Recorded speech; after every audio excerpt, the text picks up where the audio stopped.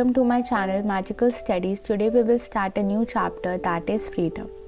So जो human history है वो हमें डिफरेंट एग्जाम्पल प्रोवाइड करती है पीपल्स के, कम्युनिटी के, जो कि डोमिनेट कर चुके होते हैं, जो इंस्लेव रह चुके होते हैं, जो एक्सप्लॉइट हो चुके होते हैं पावरफुल ग्रुप्स ऑफ पीपल से।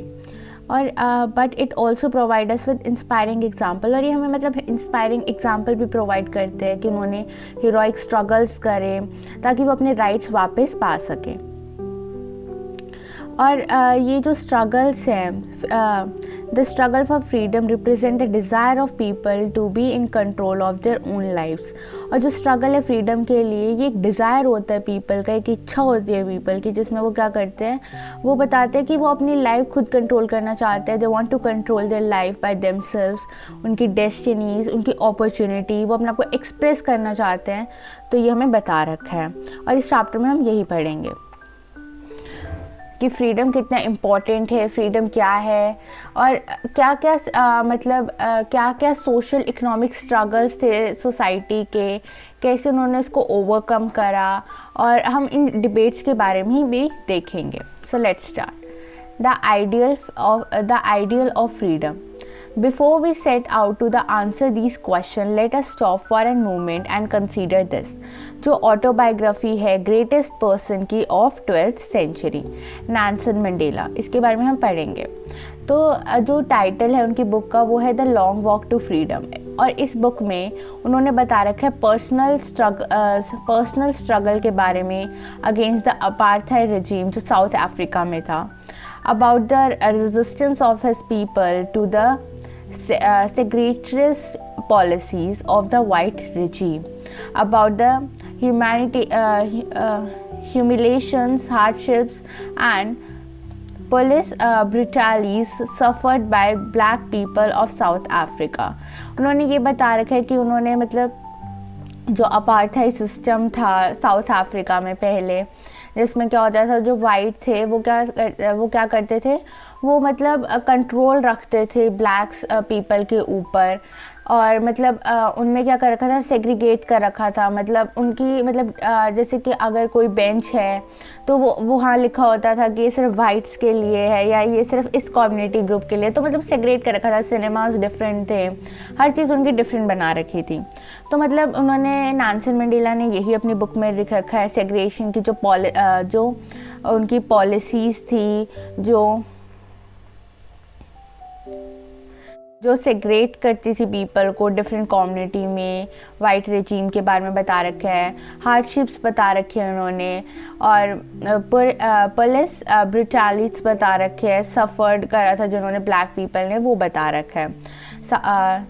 These range from being into township and being denied easy movement about the country to being denied a free choice of whom to marry। मतलब उनको इतनी भी चॉइस नहीं थी कि वो किससे मैरी कर सकते, मतलब उनको बिल्कुल भी चॉइस नहीं दे रखी थी। Collectively such measures constitute a body of constraint imposed on the apartheid regime that discriminate between citizen based on their race। मतलब रेस के बेस पे हो गया या किसी भी रेस के बेस पे वो क्या कर रहे हैं, डिस्क्रिमिनेशन कर रहे हैं। डिफरेंट सिटीजन को वो क्या कर रहे हैं, सेग्रेट कर रहे हैं। ऐसे सिटीजन में क्या हो रहा है, सेग्रेशन हो रहा है बिटवीन देम, तो ऐसे ये कर रहे थे। तो इन्होंने अपनी लॉन्ग वॉक ऑफ फ्रीडम में ये सब कुछ बता रखा है कि उन्होंने कितना स्ट्रगल करा, कितनी अनजस्ट थी मतलब उस टाइम में अपार्थाइड सिस्टम था ये, तो ये हमें बता रखा था। For this freedom Mandela spend 27 years of his life in jail. और मतलब फ्रीडम के लिए जो मंडेला थे उन्होंने 27 years ऑफ लाइफ उन्होंने जेल में बिताई। और हम ये इमेजिन भी नहीं कर सकते उन्होंने कैसे करा, क्योंकि जो ये टाइम पीरियड था 27 years का, तब क्या था, जैसे कि क्योंकि जो ये टाइम पीरियड होता है इसमें क्या होता है, ये एक यूथ का टाइम पीरियड होता है, जब जो पर्सन है वो क्या कर रहा होता है, वो प्लेजर ले रहा होता है, मतलब डिफरेंट चीज़ों का, या फिर वो अपने फ्रेंड्स के साथ इंजॉय कर रहा होता है, या अपने फेवरेट गेम्स खेल रहा होता है, जैसे कि बॉक्सिंग हो गया, कोई भी चीज़ हो गई, ठीक है, अपने फेवरेट क्लोथ्स पहन रहा होता है, लिसन कर रहा होता है अपने फेवरेट म्यूज़िक को। लेकिन जो मंडेला थे उन्होंने क्या करा, उन्होंने 27 years of his life jail में बिताए, क्योंकि उनको क्या चाहिए था, फ्रीडम चाहिए था ना। एक और एग्जाम्पल है यहाँ पे जो कि किसका है, ऑन्ग सान स्यूकी का है। उन्होंने क्या करा, वो घर में रही अपने, कहाँ पे, म्यांमार में। उनको अरेस्ट कर लिया था अपने घर के अंदर ही, और उनको सेपरेट कर रखा था उनके चिल्ड्रन से, और वो अपने इवन देन अपने हस्बैंड से भी नहीं मिल सकती थी। when he was dying of cancer, जब उनके हस्बैंड किससे, कैंसर जैसे डिजीज से मर रहे थे, तो उनको मिलने भी नहीं दिया। Because she feared that if she left Myanmar to visit him in England, she would not be able to return, क्योंकि उनको ये डर ही था कि अगर वो वहाँ म्यांमार उनसे मिलने चली गई तो वो वापस अगर वो वहाँ पे उनसे मिलने इंग्लैंड चली गई तो वो म्यांमार नहीं आ पाएंगी वापस। तो मतलब ये उनके अंदर एक डर था कि ऐसा हो सकता है। तो दैट्स वाई उन्होंने ये बताया था कि जो फ्रीडम फ्रॉम तो फिर उन्होंने क्या लिखा है, फ्रीडम फ्रॉम फियर की उन्होंने एक बुक लिखी थी, और उन्होंने बताया था कि फॉर मी, उनके लिए क्या है, जो रियल फ्रीडम है इस freedom from free and freedom from fear, and unless you can live free from fear you cannot live a dignified human life। उन्होंने ये बताया था कि जो फ्रीडम है उनके लिए, फ्रीडम क्या था, फ्रीडम वो था कि जिसमें उनको डर ना हो, फ्रीडम में बिल्कुल भी किसी भी काम से उनको डर ना हो, और मतलब वो वहाँ पे मिलने भी नहीं जा सकती थी, उनको रिस्ट्रिक्ट कर रखा था उनके हाउस तक ही। तो मतलब उन्होंने बता रखा था कि ऐसे मतलब अगर कोई फ्री नहीं है, उनको फियर है, तो फिर उससे क्या हो सकता है, वो एक डिग्निफाइड ह्यूमन लाइफ नहीं जी सकता। These are the deep thoughts that lead us to the pause and consider their implications. So now let's start our first topic, that is what is freedom. A simple answer to this question, what is freedom, is absence of constraints। अगर आपको कोई रोक टोक ना हो तो हम कह सकते हैं कि क्या है, वो फ्रीडम है, वहाँ पे फ्रीडम है। Freedom is said to exist when external constraints on individual are absent. अगर कोई एक्सटर्नल कंस्ट्रेंट्स नहीं है तो फिर हम कह सकते हैं कि जो इंडिविजुअल है वो फ्री है, उसको फ्रीडम है। In terms of this definition, an individual could be considered free if she or he is not subject to any external control and is able to make independent decision and act as an autonomous way। तो मतलब अगर किसी के पास constraints नहीं है, external constraints नहीं है, तो हम कह सकते हैं कि वो पर्सन फ्री है, इंडिपेंडेंट है, वो अपने डिसीजन खुद से ले सकता है। हाउएवर अगर absence of constraint is only one dimension of freedom, अगर जो एब्सेंस ऑफ कंस्ट्रेंट है अगर हम उसको एक ही डायरेक्शन लेके चले फ्रीडम की, तो freedom is also about expanding the ability of the people to freely express themselves and develop their potential. तो हम फ्रीडम को ऐसे भी एक्सप्रेस कर सकते हैं कि फ्रीडम क्या होता है, ये हम फ्रीडम में अपनी नॉलेज को, अपनी एबिलिटी को एक्सपैंड कर सकते हैं, फ्रीली एक्सप्रेस कर सकते हैं और डेवलप कर सकते हैं अपने पोटेंशियल को। Freedom in this sense is the condition in which people can develop their creativity and capabilities। तो मतलब हम दूसरी डायमेंशन में फ्रीडम की ले सकते हैं। Both these aspects of freedom, the absence of external constraint as well as the existence of condition in which people can develop their talents, are important। मतलब अगर हम फ्रीडम के दो एक्सपेक्ट लेके चले, जो कि क्या है, अगर हमारे पास एक्सटर्नल कंस्ट्रेंट्स ना हो, ठीक है, ज़्यादा रोक टोक ना हो, और क्या हो, हम अपनी एबिलिटीज़ को डेवलप कर सकें, अपने टैलेंट्स को डेवलप कर सकें, उनको एक्सप्रेस कर सकें, तो हम कह सकते हैं फ्रीडम है। A free society would be one which enable all its member to develop their potential with minimum of social constraints। और ये क्या होता है, जिनमें ये दो चीज़ें होती है, वो एक फ्री सोसाइटी होती है। No individual living in society can hope to enjoy total absence of any kind of constraints or restriction। It becomes necessary then to determine which social constraints are justified and which are not। मतलब ऐसा भी नहीं है कि कोई भी social constraints ना लगे, आप बिल्कुल ही फ्री हो। फ्रीडम का मतलब ये भी नहीं होता कि आप बिल्कुल ही फ्री हो। कुछ कंस्ट्रेंट्स लगना भी इम्पॉर्टेंट होता है for the functioning of a society. So to understand which social constraints are necessary, discussion on freedom need to look at the core relationship with the individual and the society. और अगर हमें understand करना है कौन से constraints necessary है, तो हमें क्या करना पड़ेगा, डिस्कशन करनी पड़ेगी फ्रीडम के ऊपर कि जो freedom need to look at the core relation. जो फ्रीडम है हमें उसे कोर रिलेशन के साथ देखना चाहिए between the individual and the society. हमें कोर रिलेशन देखना चाहिए किसके बीच में, इंडिविजुअल और सोसाइटी के बीच में, or a group or a community or a state within which he or she is placed. That is, we need to examine the relationship between individual and society. We would need to see which feature of the society allows the individual the freedom to choose. हमें मतलब ये क्या करना पड़ेगा, हमें feature देखना पड़ेगा जिसमें एक सोसाइटी है वो अलाउ कर रही है इंडिविजुअल को, एक पर्सन को, कि वो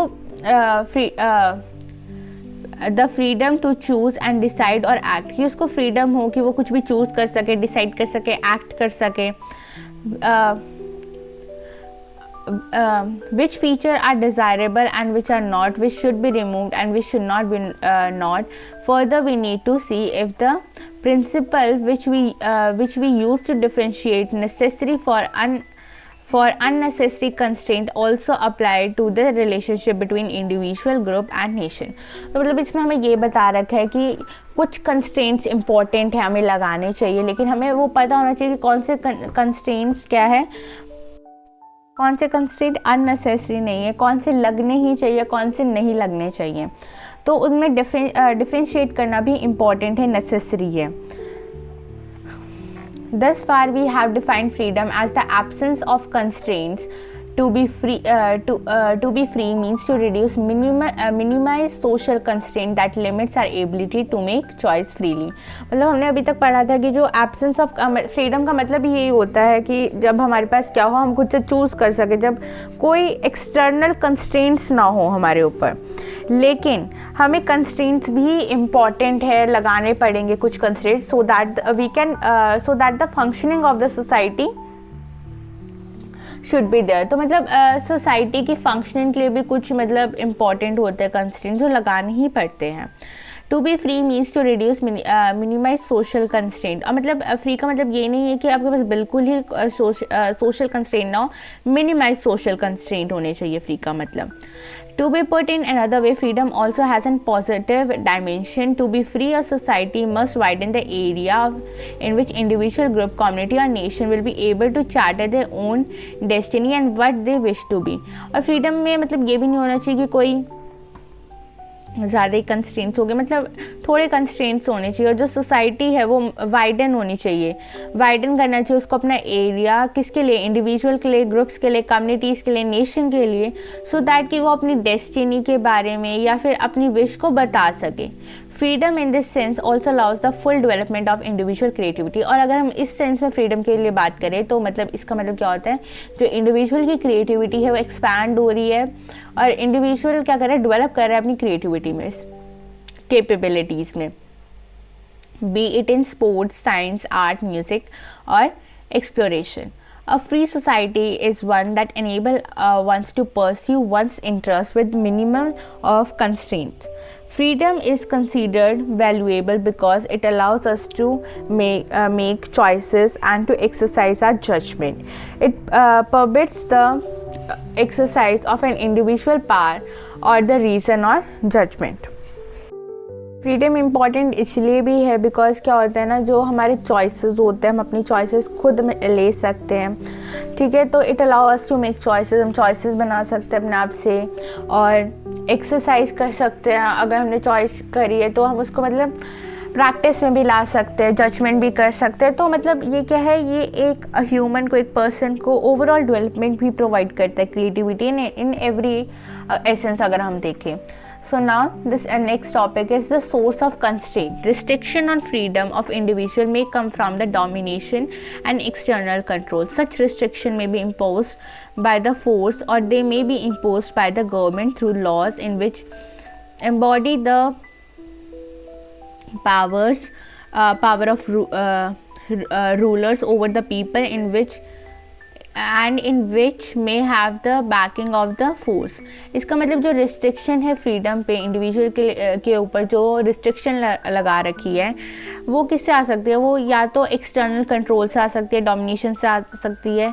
जो ये रिस्ट्रिक्शन है ये इम्पोज हो सकती है फोर्स से। मतलब अगर हमने कह रखा है कि ये हमें ये रिस्ट्रिक्शन है और या तो इसको गवर्नमेंट इम्पोज कर सकती है किसके थ्रू? लॉज के थ्रू, जिसकी हेल्प से क्या होएगा कि ये मतलब जो रूलर्स है वो इम्पोज करेंगे पीपल्स के ऊपर, सो दैट कि क्या ये एक फोर्स की तरह एक्ट करे और हर कोई इसको फॉलो करे।